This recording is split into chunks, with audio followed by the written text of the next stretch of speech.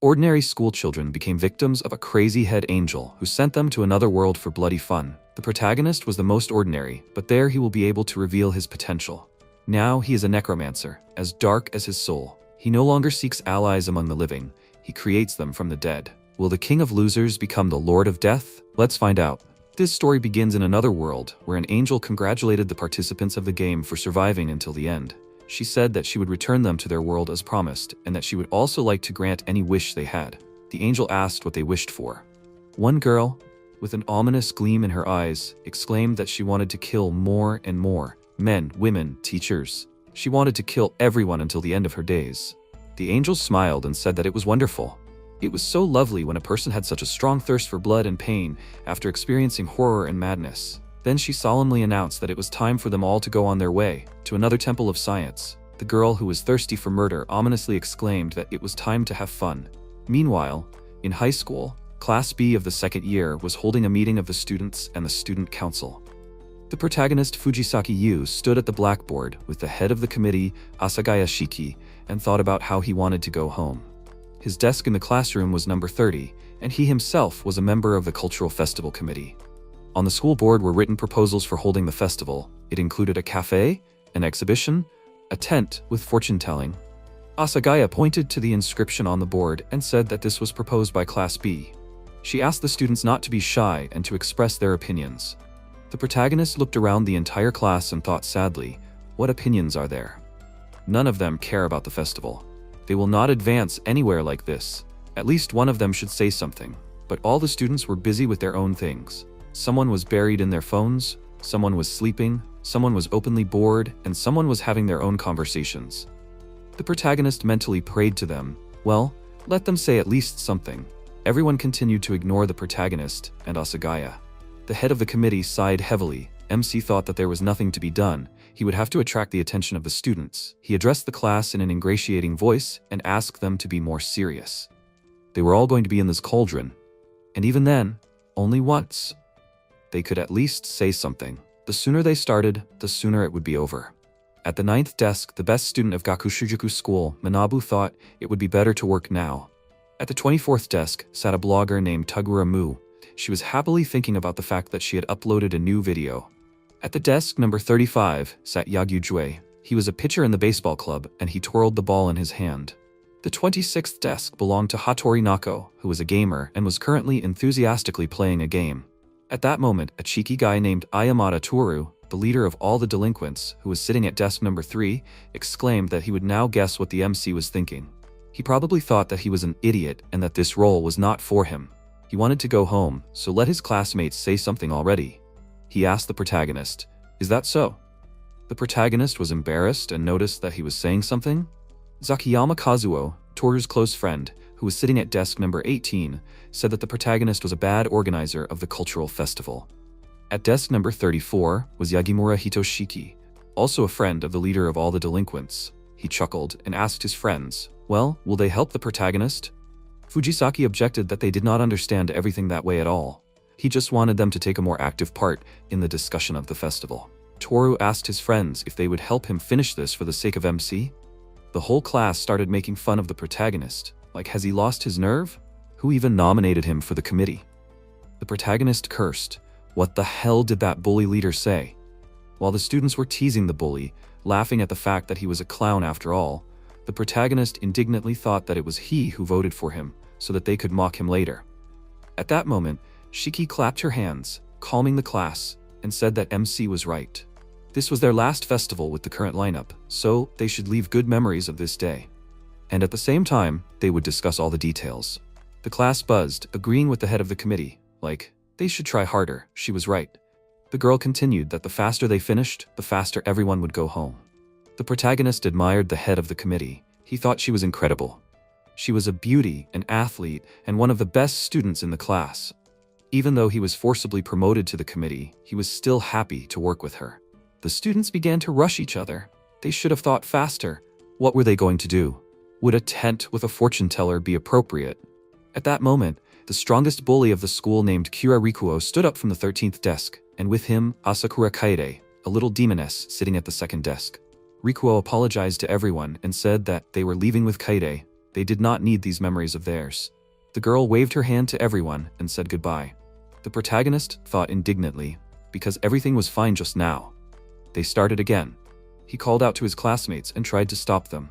The guy addressed him by name, apologized to him, and said that in their hodgepodge he would never please everyone. He should just follow the path of least resistance. The protagonist was surprised and silent in response. Toru decided that they should do an exhibition then. All the work could be dumped on the MC and the rest would be free. The students supported his decision. Others asked, "What kind of exhibition is this?" The protagonist thought that it was all great. Of course, damn those Rikuo and Keide, but the protagonist was grateful to them for their idea. He took a chalk and began to draw something on the board. Now, if anything, he would be able to present the festival plan to the teacher.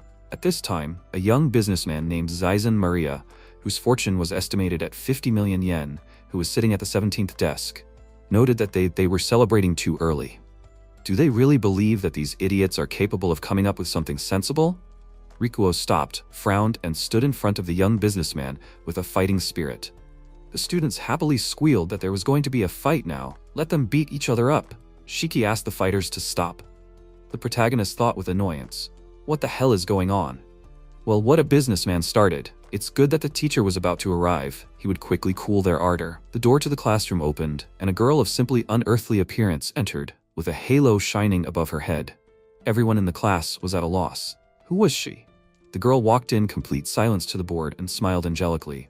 At the sight of her, everyone's thoughts began to spin.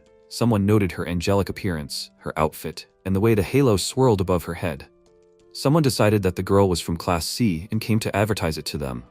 Do they have an angel cafe there or something? Was there such a beauty in Class C? Whatever the case, everyone was confused.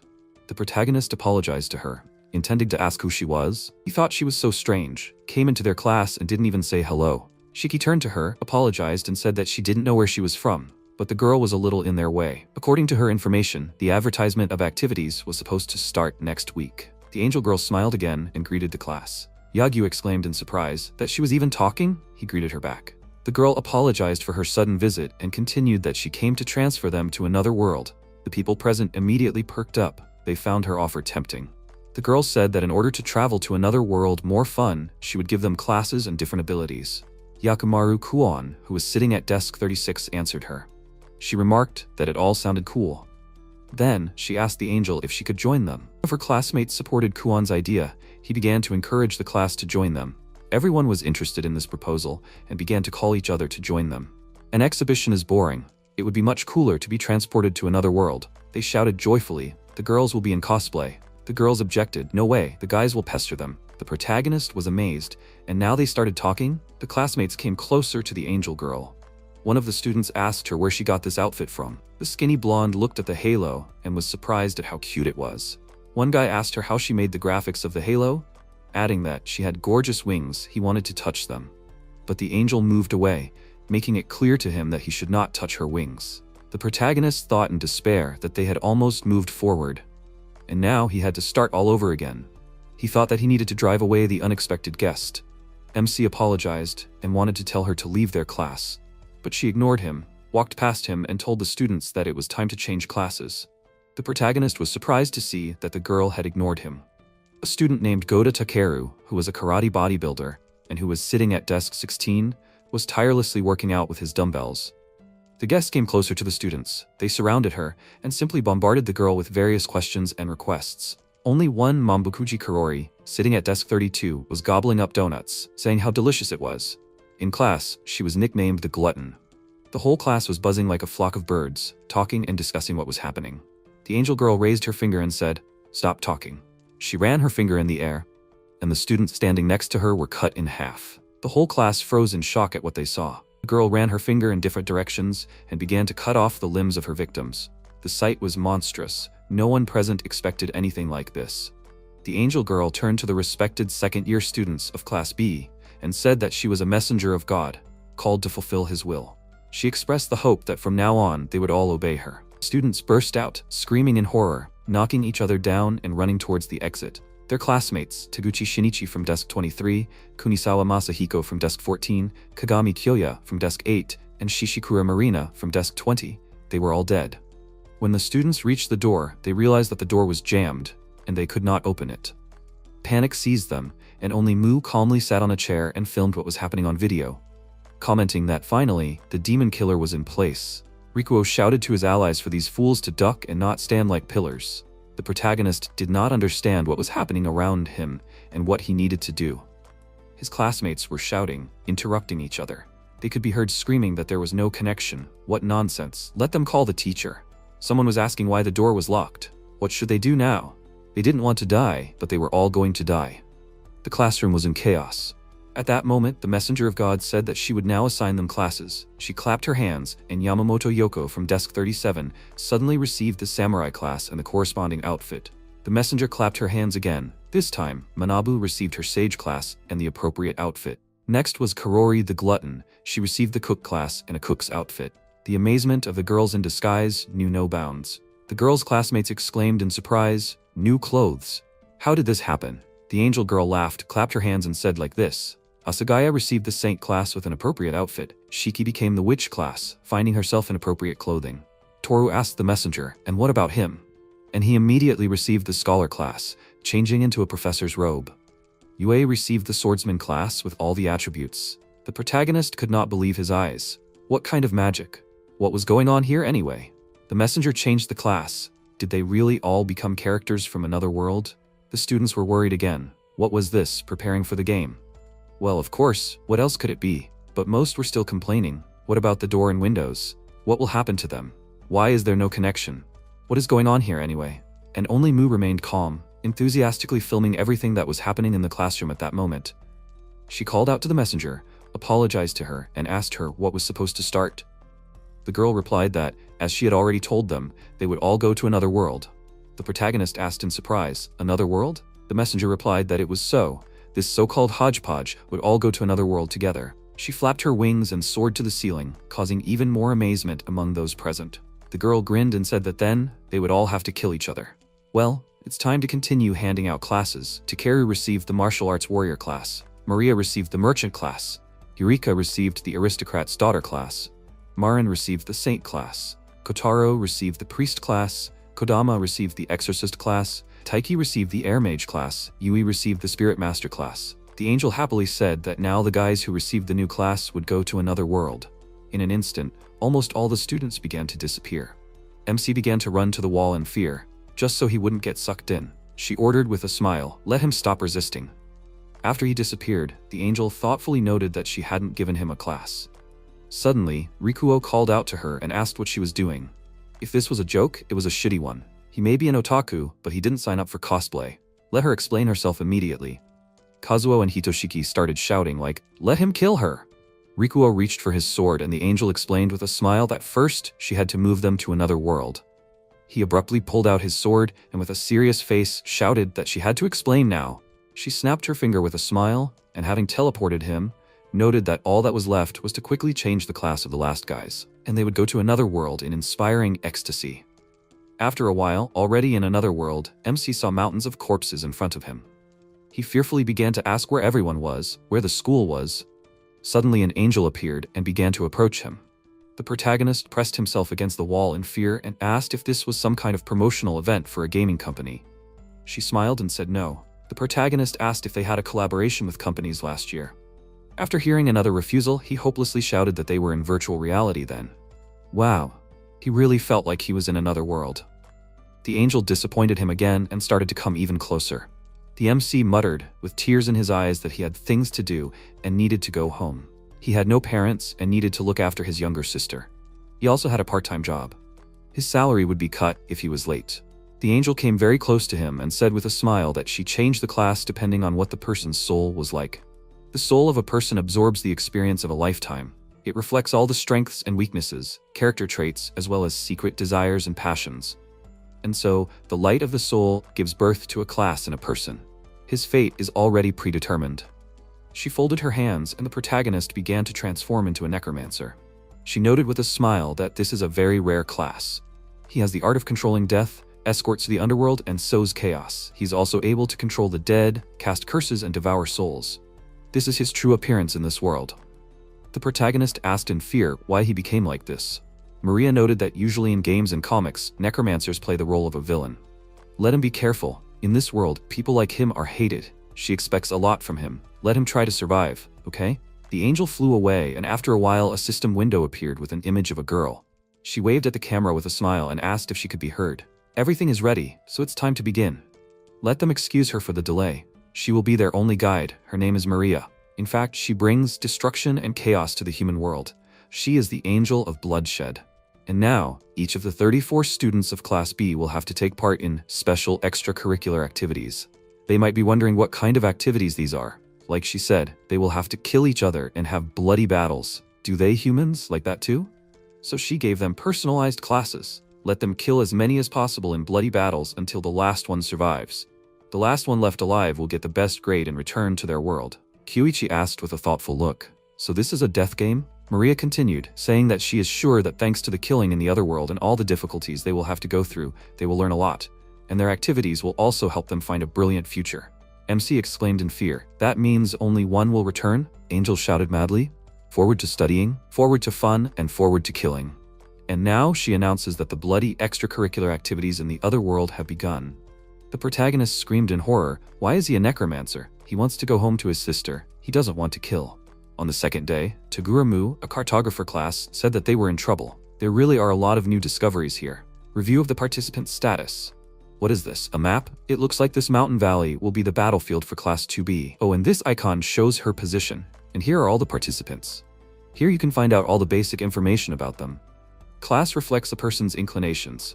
Rikuo is a hero. Something in his appearance gives him away. But she didn't expect him to be so courageous. And Zaisen Maria, is he really a merchant? Well, he knows how to make money. After all, he is the son of some shady businessman. Yoko is a samurai. What has changed? She practices kendo and carries a stick with her. Takeru is a wrestler. Jue is an archer. Jun is a knight. Nothing much has changed. Yayo used to collect dolls from them, and now she controls them. How can she fight like that? The classes suit everyone so well. She looked at 3 more students and noticed that they suited everyone except these 3. But now she's an assassin. That's creepy. She's just a gamer, but inside she's a killer? Yoshikazu is a weakling. Is there really such a class? He was constantly bullied at school.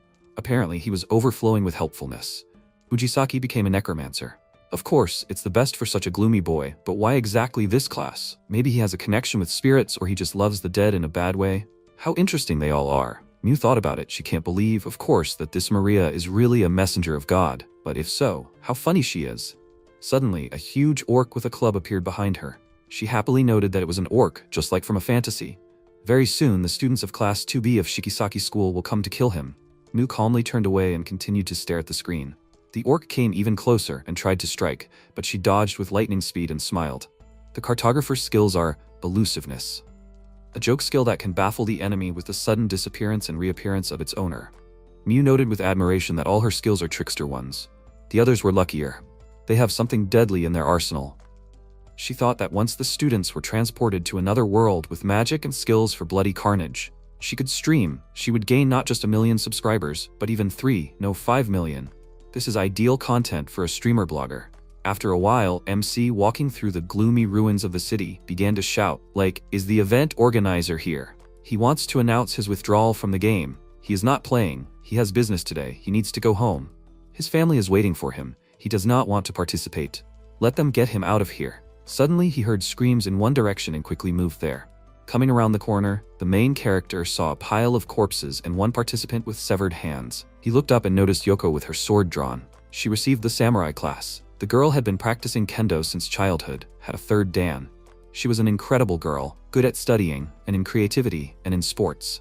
He looked at her warlike and stern appearance and called out her name. She saw him and indifferently said, well, another one. Yoko began to approach him. She raised her sword at him and was going to destroy the protagonist. He desperately screamed for her to stop. It was him, her classmate, and he called himself by name. Literally a millimeter from his face, the girl stopped her sword and asked him again, is it him?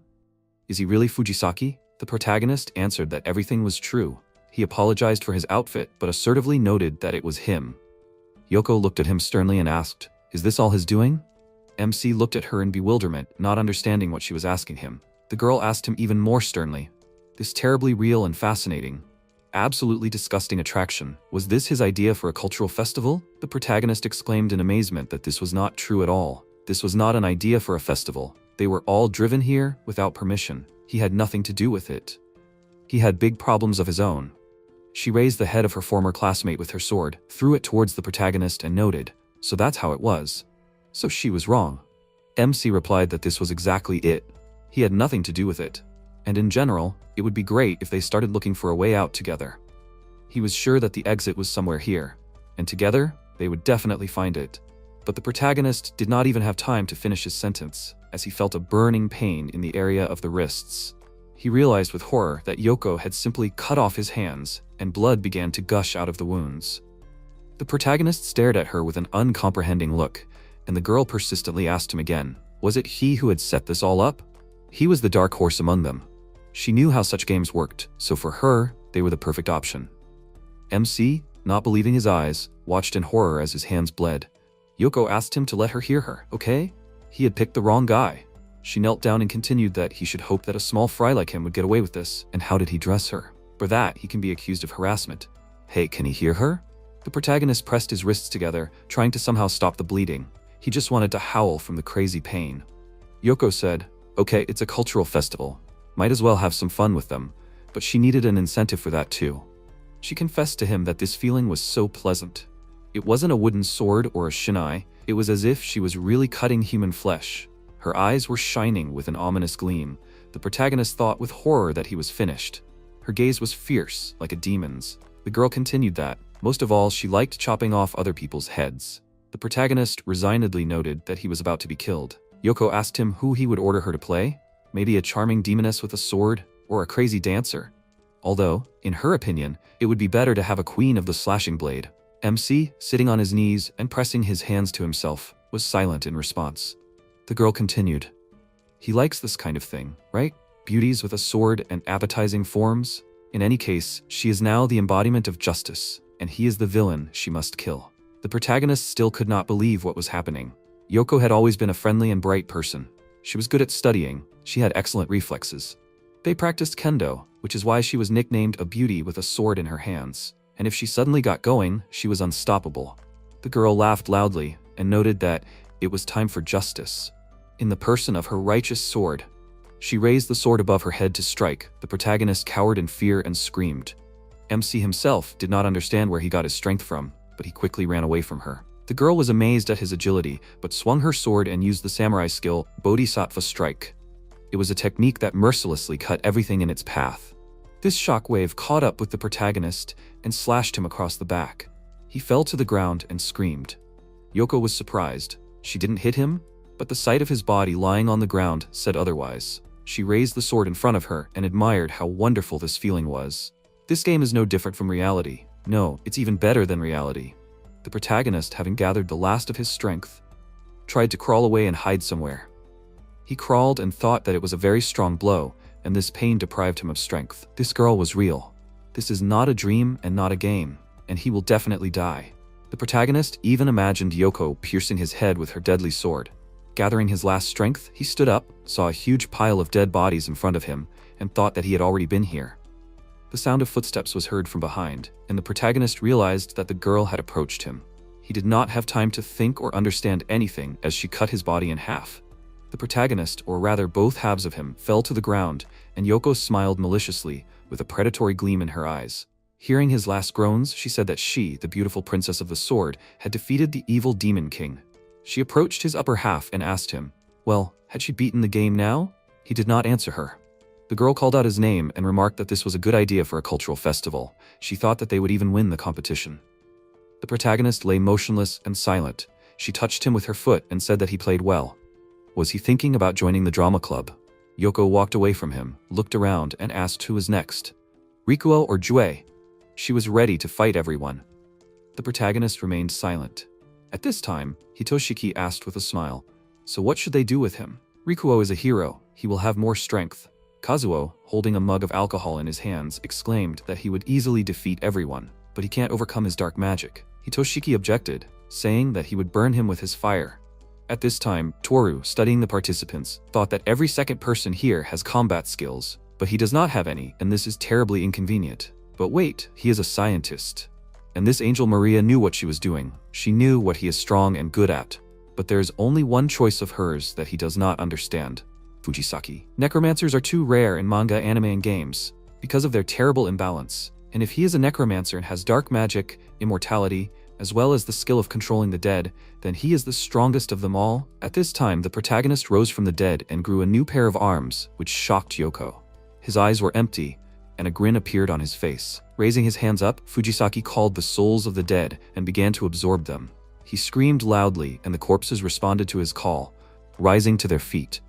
Yoko could not believe what was happening. Now in front of her was not a whining classmate, but a dark necromancer and a whole crowd of his subordinates. She herself did not notice how her whole body began to tremble. Could it really be Fujisaki? Now she is not so self-confident. The grinding of bones filled this place, and MC finally opened his black eyes, confidently looking at his rival. She did not understand what kind of monster this was, but as if with a snap of her finger, she, putting her hand to her face, began to laugh loudly. Now everything is clear to her. She sensed something was wrong from him before. So even a brat like him can play the role of an evil demon king who controls creepy zombies? He even suits this outfit. The protagonist clenched his teeth and she suggested that he forget about his show. She didn't plan on staying here for long. It was time for her to go home. Smiling, Yoko ordered him to release opponents, especially for her, if he had any. Smoke came out of his mouth and she continued asking questions. Can he even hear her? She wants to go home. In response, the main character only growled furiously. Yoko drew her sword with a dissatisfied face and, sending out a cutting wave, asked, "Is it really impossible to kill him completely in this game?" She understood. Then she would cut him into tiny pieces. She would punish his minions. Yoko used the samurai skill, Darkness of Nirvana. This is a technique that cuts the dead with a supersonic blade, designed to banish them from this world. In an instant, several dead fell and she shouted, "Can't they respond?" Yoko continued to cut the opponents and thought that the more dead she cuts, the more spiritual power she becomes, overflowing. And from there, it's not far to the ultimate. A moment later, she charged the blade with spiritual power and used the samurai skill, secret technique, Thunderclap of the Hellish Red Lotus. This is the strongest technique, when the fiery blade emits an electric charge and reduces the opponent to ashes. She screamed with a wild smile that she would finish off this bastard. Suddenly, MC screamed, like the dead, weak-willed creatures. He, an alien from another world, releases the grievances of this cursed land. Suddenly, the girl's shadow covered with eyes and hands began to crawl out from there, which began to grab her. Yoko fearfully wondered, is there really someone in the shadow? She can't move her hand? Suddenly, she saw a ghost in the reflection, holding her hand. The main character screamed, like victims of vain death, victims of violent death, and the dead, whose offended souls are chained to this land. Let them absorb the flesh and blood of the living and go to rest. There were a lot of dead people, and they began to bite the girl. Yoko screamed in wild pain, saying that he thought he could live peacefully after what he had done to her. Suddenly, another dead man pierced her body from behind. She looked there and thought that these were the same people she had chopped up. Had she really lost to him? Why should she die because of him? Was this really his revenge? Yoko began to remember how she had bullied him at school. MC screamed again, saying that the dead, their bitterness, and the shackles that bind them to this cursed land can be freed by eating the blood and flesh of a foreigner. Their souls will be freed. Go ahead. And now, he will return them to the homeland of souls, to the pure land. In an instant, a spiral hole appeared in the sky, which began to suck in the souls of all the dead. After that, all the zombies fell to the ground, as did the protagonist. After a while, he woke up and, seeing many corpses, screamed in fear. He saw the half-dead Yoko and called out to her in fear. She crawled up to him and said that this pain was too real. They didn't need to put it on display at a cultural festival. Let him come up with something else. It wasn't like she thought. This wasn't a joke, not a cultural festival. This pain, this smell of blood, this fiery sky, it was real. MC screamed in horror that they were sent to another world. Yoko stopped him, saying that was nonsense. Let him call an ambulance. By the way, she was thinking about one thing. All this time, she hadn't been mocking him. She was trying to toughen him up. Suddenly, her soul soared above her body, and she said that she wished him a carefree life. She was sick of her parents' expectations, sick of school, sports, studying, being smart. She was sick of everything, but still, she tried to be good for them all. But he shouldn't put himself in a box. A moment later, her body disappeared, as did the appearance of her soul. MC screamed in fear. Did she really die? He lost consciousness from such a strong shock. After a while, all the participants received a notification. ISEKAI'D, flying on a broom, noted with a smile that a very beautiful view opened up for her. She was really flying. The witch's magic is a comet cutting through the sky. This is a flight magic that allows you to fly freely in the sky with the help of a magic broom. Suddenly, she noticed the notification and quickly flew to Rikuo.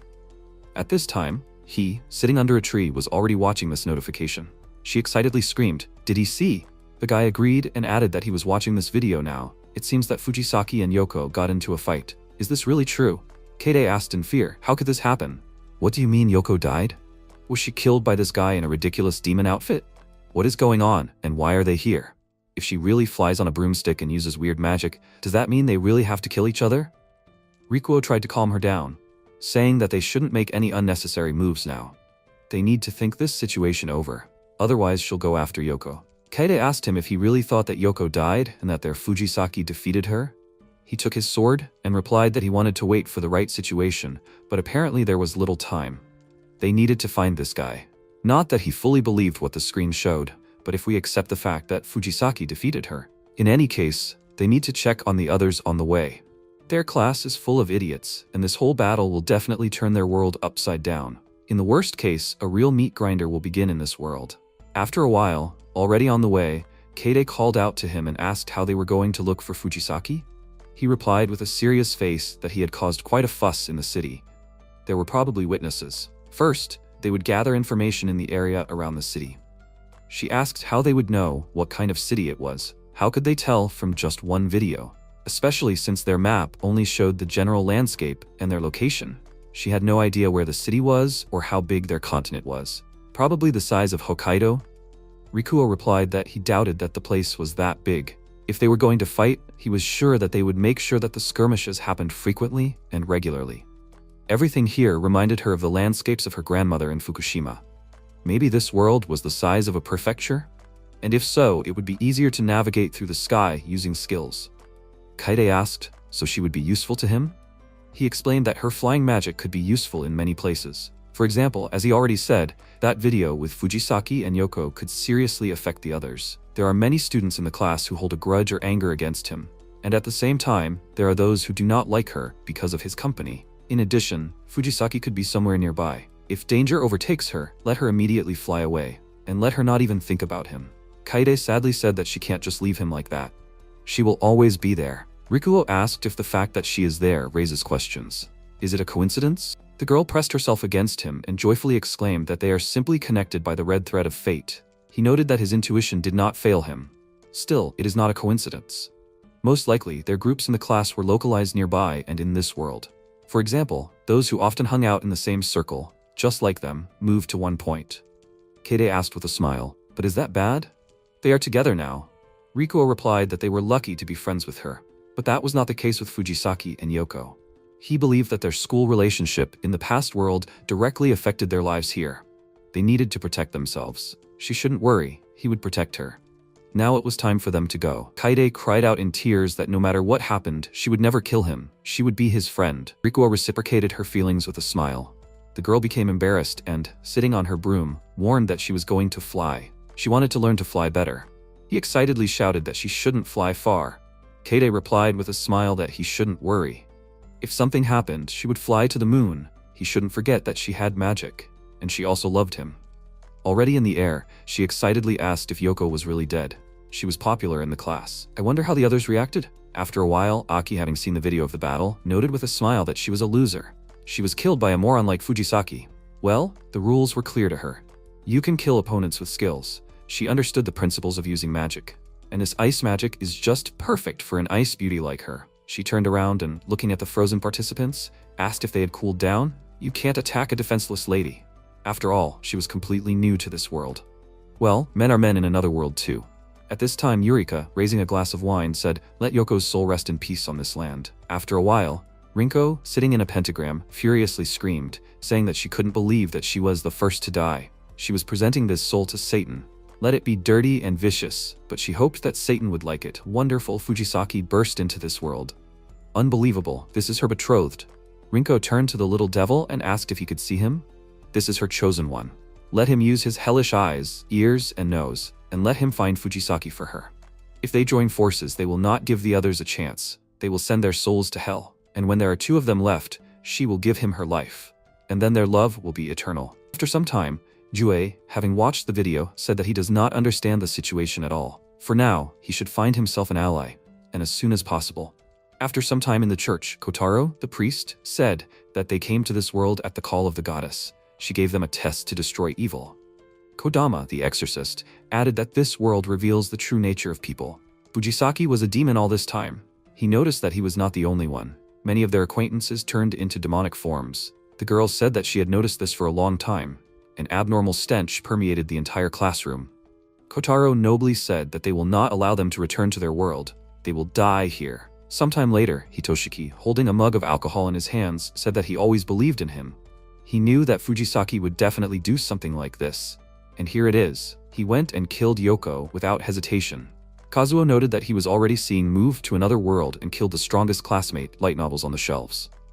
Hitoshiki exclaimed that it was really sad. They had lost such potential for lust. Kazuo added that there had been so many conversations about her huge breasts and thick thighs. He raised his mug and said that he proposed to drink to her sad death. Kazuo pounced on Toru and said that they needed to find Fujisaki. Hitoshiki also approached him and added that they needed to join his team to gain strength. He thought with a serious face, what kind of nonsense was this? Hadn't they been bothering him more than anyone else? He didn't expect Fujisaki to become such a monster, although he had a good idea about killing Yoko.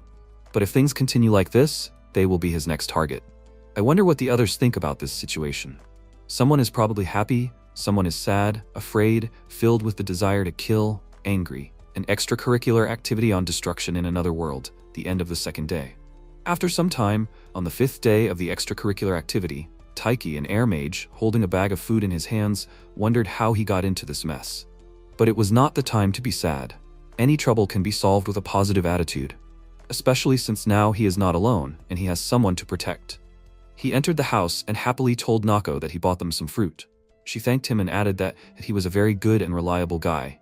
She was glad that he was with her.